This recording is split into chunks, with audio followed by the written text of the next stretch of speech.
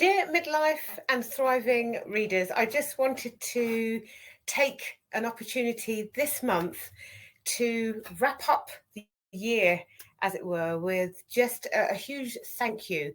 Thank you for subscribing to the newsletter. We are 330 plus strong in our subscribers, so that's just wonderful to have you here, whether you are reading the actual article parts of the newsletter or watching the videos, whether you've commented or not, whether you're just taking some time to reflect on self-care through the newsletter.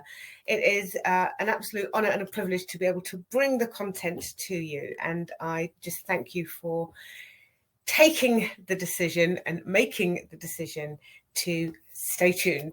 And actually, it's that willingness to explore the topic that really gives it impetus, that by showing up and tuning in, what you are demonstrating is that we need to be having these conversations. And that for me is absolutely essential. Now, in our very first issue, I shared Michelle Obama's quote, her words of wisdom, as I like to call them, about the need for conversations around self-care. She stated, "We are so busy giving and doing for others that we almost feel guilty for taking time out for ourselves. That we have to have a different set of conversations to untrain us." And that's really why I started Midlife and Thriving, so that we could start to have these conversations, understand the patterns and the things that are getting in the way of us prioritizing our self-care and actually coming back to this relationship, which I state as being the most important relationship that we have. And the reason why? Because when we can nurture and love and respect and take care of ourselves, we are better placed to serve and do the same for others. And it goes back to that saying of trying to do everything from an empty cup. It is not sustainable. We need to feel full within ourselves in order to give the best of ourselves and from ourselves. So for me, Michelle Obama's message rings truer today than ever in a world that is demanding, constantly pulling us in 200 different directions, all the different roles that we have. And even though we can say, well, I chose the roles, absolutely, we take responsibility for the roles we've chosen.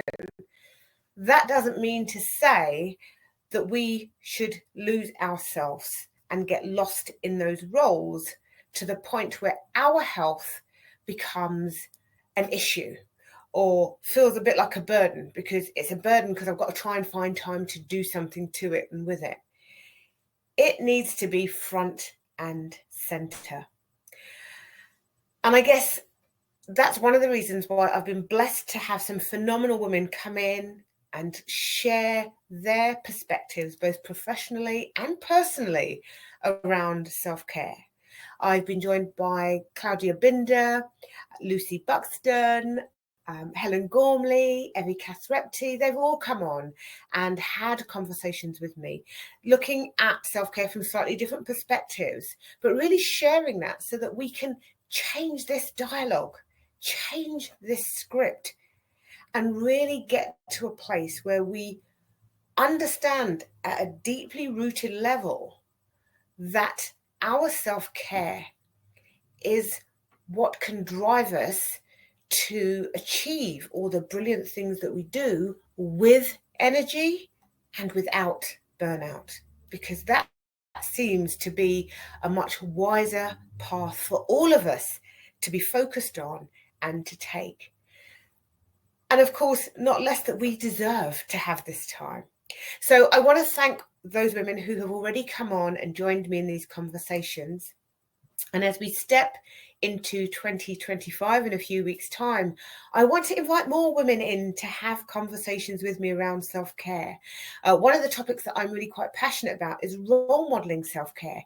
How do we ensure that we are showing up and demonstrating the women who are watching us, the younger women in our lives. It may be our daughters, our nieces, it may be women in the workplace who are watching us and looking to us to show them how self-care plays out in our lives, so that as they kind of go on their journey into aging, they realize that this is not something to put down and lose sight of because they've taken on the role of motherhood, wife, and all the other roles that come into place, CEO, business owners, all of those things.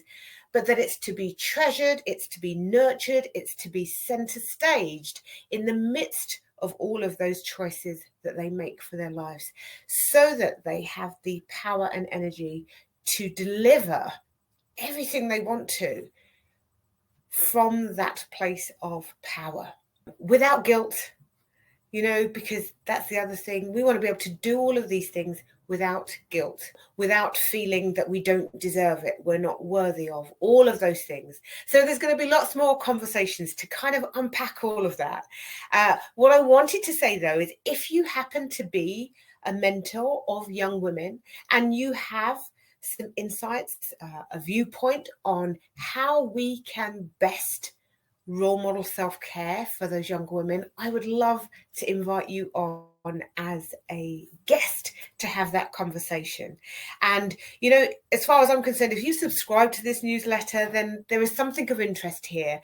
And if there is something that you would like to hear more about around self-care, then please reach out to me and let me know. If not with the newsletter video, but DM me, message me. Let's have that conversation. There may be something really specific that you want to hear about, and I want to ensure that it is delivered.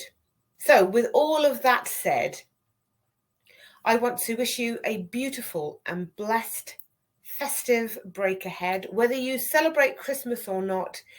If it's an opportunity and a time for you to down tools and to be with your loved ones and to give yourself some much needed space and time and care, then I just want to encourage you to do that and enjoy it.